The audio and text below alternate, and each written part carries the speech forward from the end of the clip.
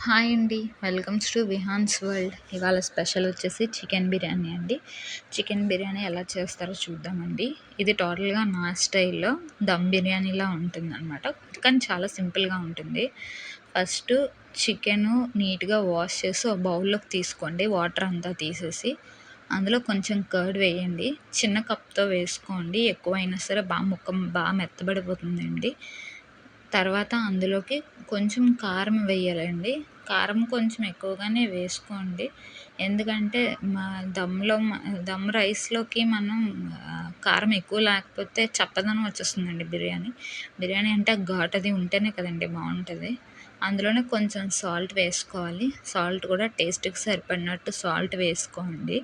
తర్వాత జీలకర్ర పొడండి. జీలకర్ర పొడి గూడా వేసుకోండి. నేనిక్కడ అన్ని ప్యాకెట్సే యూజ్ చేస్తున్నానండి. ఫ్రెష్ పౌడర్స్ ఏం యూజ్ చేయట్లేదు. ప్యాకెట్స్ అన్ని షాపుల్లోనూ దొరుకుతాయి కదా! తర్వాత కొంచెం కొరియాండర్ పౌడర్ అంటే ధనియాల పొడండి. ధనియాల పొడి వేసిన తర్వాత కొంచెం గరం మసాలా అండి. గరం మసాలా పౌడర్ గూడా ప్యాకెట్ బయటనే తీసుకొచ్చానండి. సో, అదే వేస్తున్నాను. కొంచెం గరం మసాలా పౌడర్ వేసిన తర్వాత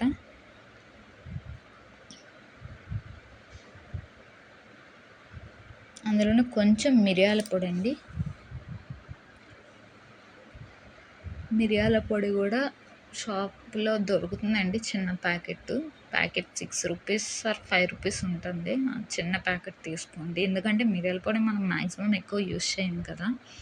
అందులోనే ఫ్రెష్‌గా ప్రిపేర్ చేసుకున్న అల్లం వెల్లుల్లి పేస్ట్ వేసాననమాట. అల్లం వెల్లుల్లి పేస్ట్ వేసిన తర్వాత కొత్తిమీర, పుదీనా ఇవి 2 కూడా ఈక్వల్‌గా తీసుకోండి. పుదీనా మరీ ఎక్కువైనా సరే పుదీనా ఫ్లేవర్ ఎక్కువైపోతుందండి. మనకి బిర్యానీ తిన్నట్టున్న పుదీనా ఫ్లేవరే ఎక్కువ తగులుతుంది. మీకు పుదీనా ఫ్లేవర్ నచ్చిన వాళ్ళైతే కొంచెం ఎక్కువగానే వేసుకోవచ్చు. మా ఇంట్లో అంత ఎక్కువగా తినరనమాట. సో, అందుకే నేను కొంచెం కొంచెం వేశాను. ఇది బిర్యానీ మా మమ్మీ వాళ్ళ ఇంట్లో ప్రిపేర్ చేశాననమాట. ఇందులోనే కొంచెం ఆయిల్ వేయాలి. ఒక 2 స్పూన్స్ ఆఫ్ ఆయిల్ సరిపోతుంది. అది మిక్స్ చేయాలండి. ఆయిల్ తక్కువగానే ఏసుకోండి. మళ్ళీ మనం చికెన్ ఫ్రై చేసినప్పుడు ఆయిల్ వేస్తామనమాట. అది కలిపిన తర్వాత ఒక హాఫ్ లెమన్ కట్ చేసుకొని స్క్వీజ్ చేసుకోండి. పిండేసిన తర్వాత అది ఒకసారి మిక్స్ చేసి మూత పెట్టేసేయండి. మూత పెట్టేసి ఈసారి స్టవ్ ముట్టించి ఆయిల్ పెట్టుకొని అందులో ఫ్రైడ్ ఆనియన్స్ చేసుకుందామండి. ఆనియన్స్ సన్నగా పొడుగ్గా కట్ చేసుకొని ఫ్రై అయిన తర్వాత చూడండి గోల్డెన్ బ్రౌన్ వచ్చిన తర్వాత తీసేయాలన్నమాట. తీసేసి ఒక సైడ్‌కి పెట్టేసుకోవాలండి. మరీ ఎక్కువ ఫ్రై అయినివ్వకండి. అవి మాడిపోతాయి అన్నమాట. అంతగా టేస్ట్ ఉండవు. ఈసారి పక్కని ఒక బౌల్ పెట్టుకొని అందులో ఆయిల్ వేసుకొని ఆయిల్ ఫ్రై అయిన తర్వాత బిర్యానీ ఆకు, మరాఠీ మొగ్గ, స్టార్ పువ్వులు, ఇలాచీ, 4 పచ్చిమిర్చి కట్ చేయకుండా వేయండి.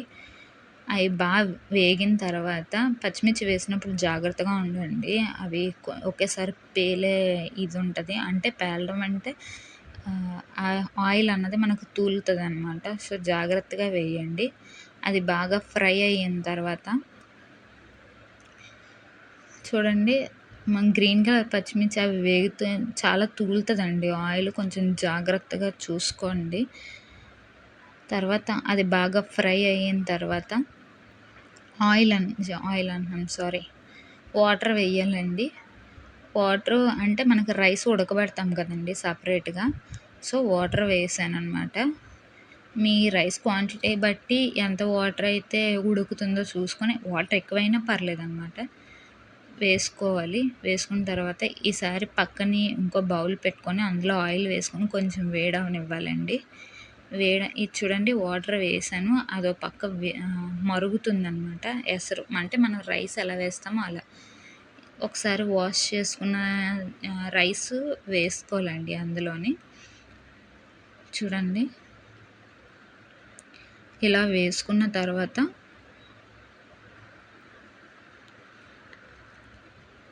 రైస్ ఒక పక్క ఉడుకుతూ ఉంటుందండి. మనం పక్కన వేరొక బౌల్ పెట్టుకొని అంటే మందపాటి గిన్నె పెట్టుకోవాలి. అందులో ఆయిల్ వేసి ఉంచాం కదండీ! వేడైన తర్వాత మనం మిక్స్ చేసాం కదా చికెన్ను, అది ఆ మొత్తం వేసేసి ఆయిల్‌లో ఫ్రై అయ్యనివ్వాలండి. ఆహ్, ఈ చికెన్ అన్నది 90% ఉడికిపోవాలనమాట. అందులో తర్వాత రైస్ కూడా ఒక 90% ఉడికిపోయిన తర్వాత, ఆ రైస్ తీసుకొని చికెన్ 90% ఉడికిందామె లేయర్స్ లెక్క ఏసుకోవాలండి. ఫస్ట్ రైస్ ఒక లేయర్ వేసుకొని అందులో పైన ఫ్రైడ్ ఆనియన్స్, పుదీనా, కొత్తిమీర అలానే కొంచెం నెయ్యి వేసుకొని ఆ తర్వాత మళ్ళీ కొంచెం రైస్ సెకండ్ లేయర్‌కనమాట. మళ్ళీ కొంచెం రైస్ వేసుకొని, రైస్ వేసిన తర్వాత అందులోనే కొంచెం కొత్తిమీర, పుదీనా, మళ్ళీ కొంచెం ఫ్రైడ్ ఆనియన్స్, అలానే కొంచెం నెయ్యి. ఘీ వేస్తే ఫ్లేవర్ బావుంటదనమాట. ఘీ వేస్తే బావుంటది. సో, వేసిన తర్వాత మంట మీడియంలో పెట్టండి. మీడియంలో పెట్టి మీడియం అంటే మరీ హై కాదు, అలానే లో కాదండి.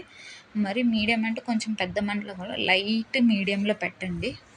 పెట్టిన తర్వాత మంట అడ్జస్ట్ చేసుకోవాలండి. కిందన మాడిపోయే ప్రమాదం కూడా ఉంటుందండి. సో, అడ్జస్ట్ చేసుకొని చూసుకోండి. నెయ్యి వేసాను కదండీ! మూత పెట్టేసి ఒక 10 మినిట్స్ టైం చూసుకోండి. దీనిపైన బరువు పెట్టాలండి ఆవిరిపోకుండా. ఒక 10 మినిట్స్ చూసిన తర్వాత చూడండి, నాకు కరెక్ట్‌గా కుక్ అయ్యింది. రైస్ అది కరెక్ట్‌గా కుక్ అయిపోయిందండి. కిందన మాడలేదు. మాడే ప్రమాదం ఉంటది చూసుకోండి. మాడిపోతే మళ్ళీ టేస్ట్ బాగోదనమాట.